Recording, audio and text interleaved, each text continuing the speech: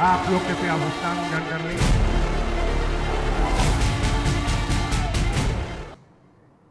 नमस्कार, मैं हूं आपके साथ प्राची पाराशर। आपका स्वागत है हमारे खास कार्यक्रम 20 की लड़ाई 22 पर चढ़ाई। उपचुनाव के बहाने ही सही, एक बार फिर यूपी में चुनावी माहौल शुरू हो चुका है। 7 विधानसभा सीटों पर उपचुनाव की तैयारियां चल रही हैं। जिन सीटों पर उपचुनाव होने हैं उनमें से ज्यादातर भाजपा के कब्जे की हैं और इन सभी सीटों पर भाजपा के कई दावेदार मौजूद हैं।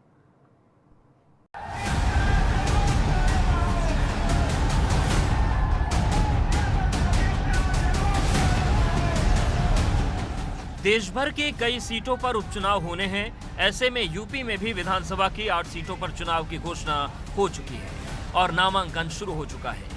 जिन 7 सीटों पर यूपी में चुनाव होने हैं उनमें वेस्टर्न यूपी की 3 सीटें हैं, टुंडला, बुलंदशहर सदर, नौगावा, सादात। अब बात करते हैं सेंट्रल यूपी की। सेंट्रल यूपी घाटमपुर, कानपुर नगर की सीट है, बांगरमऊ, उन्नाव की सीट है।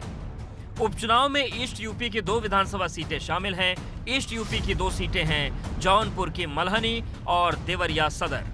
इन सीटों पर प्रत्याशियों को लेकर जंग जारी है क्योंकि ज्यादातर सीटें बीजेपी के विधायक और मंत्रियों के निधन से खाली हुई हैं, जिन पर उनके ही परिवार के 3-3, 4-4 लोग दावेदारी कर रहे हैं।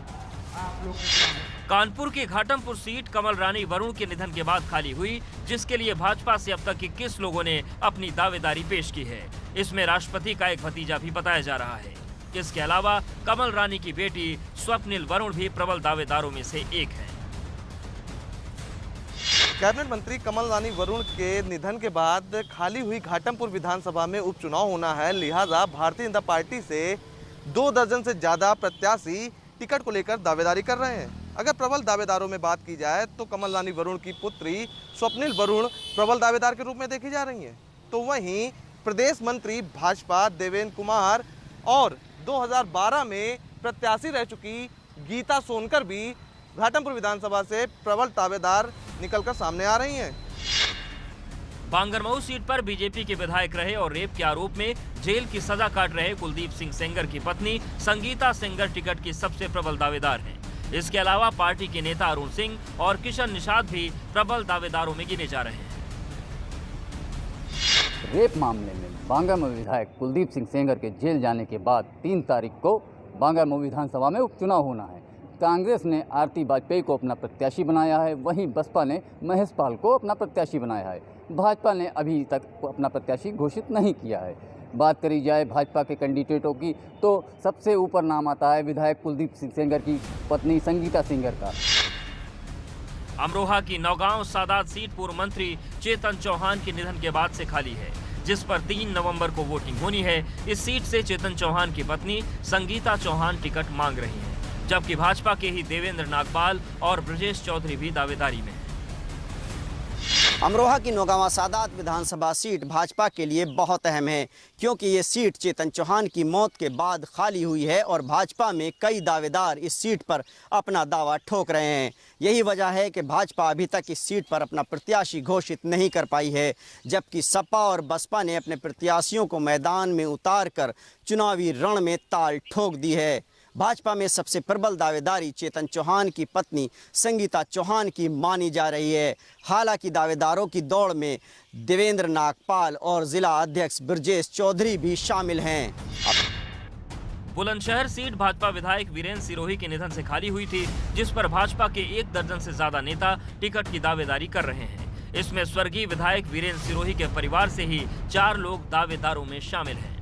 पत्नी उषा सिरोही, बड़े बेटे विनय सिरोही, विनय की पत्नी अरुणा सिरोही और सबसे छोटे बेटे दिग्विजय सिरोही दावे कर रहे हैं। इनके अलावा पूर्व जिला उपाध्यक्ष राजीव चौधरी और साहब सिंह सिरोही का नाम भी शामिल है। बुलंदशहर की सदर सीट बीजेपी विधायक वीरेंद्र सिरोही के निधन के बाद खाली हुई है, जिस पर उपचुनाव होना है। अगर हम बीजेपी के टिकट से दावेदारी की बात करें तो वीरेंद्र सिरोही के परिवार से 4 सदस्य प्रबल दावेदार हैं, जिसमें से उनकी पत्नी उषा सिरोही, दोनों बेटे विनय और दिग्विजय सिरोही, साथ ही बड़े बेटे की बहू अरुणा सिरोही शामिल हैं। अगर हम बाहरी कैंडिडेट की बात करें तो साहेब सिंह सिरोही और राजीव चौधरी भी दावेदारी कर रहे हैं। देवरिया सदर सीट बीजेपी विधायक जन्मेजय सिंह के निधन से खाली हुई। इस सीट से जन्मेजय सिंह के बेटे अजीत प्रताप सिंह टिकट मांग रहे हैं। इसके अलावा क्षेत्र के पूर्व विधायक और पूर्व सांसद भी अपने परिवार में ही टिकट के लिए दावेदारी ठोक रहे हैं। देवरिया सदर सीट से भाजपा विधायक रहे जन्मेजय सिंह के निधन के बाद ये सीट खाली हो गई है। इस पर 3 नवंबर को उपचुनाव होने हैं। उपचुनाव के लिए भाजपा में ही कश्मकश चल रही। जहां आज पर्चा दाखिला शुरू हो गया तो वहीं अजय प्रताप सिंह जो खुद भाजपा विधायक जन्मेजय सिंह के पुत्र हैं उनका नाम चल रहा है। वहीं दूसरे नंबर पर रविंद्र प्रताप मल्ल का नाम चल रहा है जो खुद पूर्व विधायक रहे हैं। इसके अलावा प्रमोद सिंह पूर्व विधायक का भी नाम तेजी से चर्चा में। वहीं चौथे नंबर पर संजय सिंह का भी नाम चर्चा में है।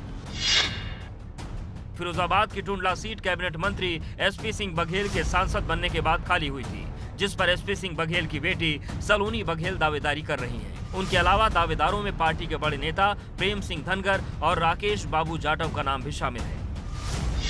टुंडला की बात की जाए तो एसपी सिंह बघेल के आगरा सांसद बनने के बाद ये सीट खाली हुई है और ऐसे में एसपी और बीएसपी ने जहां एक तरफ अपने प्रत्याशी उतार दिए हैं तो वहीं बीजेपी जल्द ही अपने उम्मीदवार की घोषणा कर सकती है। और ऐसे में बीजेपी की ओर उम्मीदवारों की एक बड़ी फहरिस्त है जिसमें सबसे ज़्यादा नाम सलोनी बघेल का आ रहा है जो एसपी सिंह बघेल की बेटी हैं। उसके बाद प्रेम सिंह धनगर और पहले जो बीएसपी से विधायक रहे हैं राकेश बाबू जाटव भी अपनी दावेदारी पेश कर रहे हैं। जौनपुर की मलहनी सीट सपा विधायक पारसनाथ यादव के निधन के बाद खाली हुई थी। इस पर भी भाजपा की तरफ से कई दावेदार सामने आ रहे हैं, जिनमें पाणिनी सिंह, सतीश सिंह और सीमा द्विवेदी के नाम प्रमुख दावेदारों के रूप में शामिल हैं। उपचुनाव का बिगुल बज चुका है और जौनपुर की मलहनी सीट पर महाभारत जारी है। आपको बता दें कि बीजेपी ने इस चुनाव के उम्मीदवारी के लिए अभी पत्ते नहीं खोले हैं, लेकिन पूर्व में विधायक रही सीमा द्विवेदी का नाम चर्चा में है और इसके साथ ही पाणिनी सिंह और सतीश सिंह का नाम भी चर्चा में है। इसके साथ ही ये भी कहा जा रहा है कि इस बार बीजेपी कहीं न कहीं दलित वोटों को आधार बनाकर दांव खेल सकती है। आपको बता दें कि इस बार ये सीट पारसनाथ यादव के निधन के बाद खाली हुई है।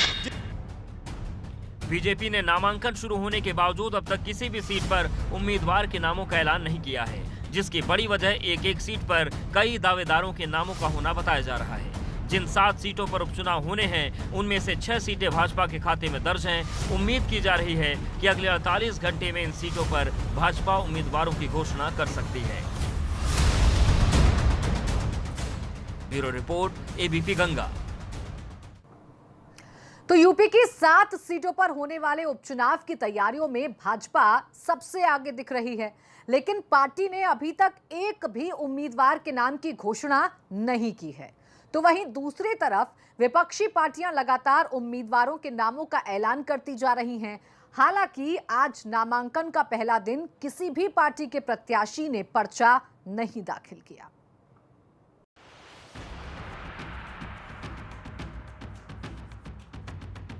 यूपी की 7 विधानसभा सीटों के लिए उपचुनाव की तारीखों का ऐलान हो चुका है और नामांकन भी शुरू हो चुका है। बावजूद इसके चुनावों की तैयारियों में सबसे आगे दिख रही बीजेपी ने अभी तक अपने पत्ते नहीं खोले। 9 अक्टूबर से नामांकन प्रक्रिया शुरू, 16 अक्टूबर तक नामांकन करने की आखिरी तारीख, 19 अक्टूबर तक उम्मीदवार की नाम वापसी, 3 नवंबर को 7 सीटों पर मतदान होगा, 10 नवंबर को उपचुनाव के नतीजे आएंगे। प्रदेश की जिन 7 सीटों पर उपचुनाव होने हैं उनमें विपक्षी पार्टियां सपा, बसपा, कांग्रेस, यहां तक कि प्रसपा ने भी अपने प्रत्याशियों की घोषणा करनी शुरू कर दी है। लेकिन इन सभी 7 सीटों पर ताबड़तोड़ वर्चुअल रैली कर सबसे आगे दिखने वाली भाजपा का उम्मीदवारों के नाम का अभी खाता भी नहीं खुला है। उपचुनाव को लेकर भाजपा ने कोरोना काल से ही तैयारियां शुरू कर दी थी। जब बाकी पार्टियां अपने अपने दलों में रणनीति बना रही थी, उस वक्त भाजपा इन 7 सीटों पर वर्चुअल रैली के जरिए जनता के बीच पैंट बना रही थी। लेकिन उम्मीदवारों के नामों की घोषणा को लेकर भाजपा काफी पीछे नजर आ रही है, जिसके पीछे बड़ा कारण हर एक सीट से पार्टी के कई नेताओं और उस सीट से जुड़े रहे विधायक के परिवार के लोगों का दावेदारी करना माना जा रहा है। बीजेपी के लिए मुश्किल ये भी है कि जो सीटें खाली हुई हैं उनमें ज़्यादातर बीजेपी के कब्जे में थी और उनके विधायक या मंत्री के निधन के बाद वो सीट खाली हुई है। ऐसे में उनके परिवार की तरफ से कहीं पत्नी, कहीं बेटी तो कहीं बेटा दावेदारी कर रहे हैं और एक एक सीट पर 3-3, 4-4 परिवार के सदस्य ही आपस में दावेदारी कर रहे हैं। बीजेपी नहीं चाहती कि उपचुनाव से ठीक पहले किसी को भी नाराज किया जाए। यही वजह है कि आखिर किसको टिकट दिया जाए जो जिताऊ भी हो और विरोध के कोई सुर भी ना पार्टी में उठे। इसको लेकर लगातार इस पार्टी कार्यालय में जो मंथन है वो भी जारी है। और भाजपा के उम्मीदवारों के नामों का ऐलान न होने से जहां विपक्षी पार्टियां इसे भाजपा के अंदर की खींचतान मान रही हैं, तो वहीं राजनीतिक विश्लेषक इसे भाजपा की सोची समझी रणनीति मानते हैं। उनका मानना है कि भाजपा हमेशा से अपने उम्मीदवारों के नामों की घोषणा सुनने में आ सबसे रहा आखिरी है, वक्त सूत्रों ने भी बताया है कि उनकी पत्नी भी अब टिकट की दावेदारी कर रही है। अभी तक उम्मीदवार फाइनल न किए जाने को लेकर के तमाम तरह के प्रयास लगाए जा रहे हैं, लेकिन मेरा मानना है मैंने विधानसभा चुनाव और लोकसभा चुनाव में भी टिकटों को लेकर के ये देखा है, ज्यादातर टिकट भारतीय जनता पार्टी तब जारी करती है जब पर्चा भरने का आखिरी टाइम होता है। तब अभी कुछ मामलों में ये देखने में आ रहा है कि जो सीटें खाली हुई हैं, कुछ सीटें निधन से खाली हुई हैं प्रत्याशी के और कुछ सीटों पर अदालती कार्रवाई होने की वजह से उस पर उपचुनाव होना है। सीटों को लेकर पार्टी के अंदर किसी भी तरह की खींचतान से भाजपा नेता इनकार कर रहे हैं। उनका कहना है कि चुनाव को लेकर पार्टी में बनाया गया पार्लियामेंट्री बोर्ड ही सारे निर्णय लेता है और वही निर्णय सभी को मान्य होते हैं, जबकि दावेदारी करने का हक सभी को। नहीं, देखिए, भारतीय जनता पार्टी एक कैडर बेस्ड पार्टी है और जो लोग नहीं रहे उनके परिवारजन टिकट मांगे या हमारे पार्टी के कार्यकर्ता टिकट मांगे, टिकट मांगने का अधिकार सबको है। हमारे यहाँ एक पार्लियामेंट्री बोर्ड है, नीचे उत्तर प्रदेश भी नाम तय करता है, कई नामों की लिस्ट भेजता है और ऊपर जो हमारे यहाँ पार्टी का कैडर है उसके हिसाब से जो पार्लियामेंट्री बोर्ड है वो तय करता है नामों को। नाम हालांकि उम्मीदवारों के नामों को लेकर प्रदेश पार्टी दफ्तर में गुरुवार को चुनाव समिति की बैठक हो चुकी है, जिसमें सीएम योगी आदित्यनाथ शामिल थे। बैठक में समिति ने उम्मीदवारों के नाम का एक पैनल केंद्रीय आलाकमान को भेजा है, जिस पर जल्द ही निर्णय आने की उम्मीद है। पूरे 7 सीटों पर कुल 21 नामों का पैनल बीजेपी ने तैयार किया है, यानी हर एक सीट पर 3 नाम सेलेक्ट किए गए हैं। केंद्रीय आलाकमान को उन नामों की लिस्ट भेजी गई है और केंद्रीय आलाकमान 1 या 2 दिन में 7 सीटों पर 7 उम्मीदवारों के नाम की घोषणा कर देगा। कैमरा से जितेंद्र के साथ अनुभव शुक्ला, एपी गंगा, लखनऊ। तो देखिए, उत्तर प्रदेश में चुनावी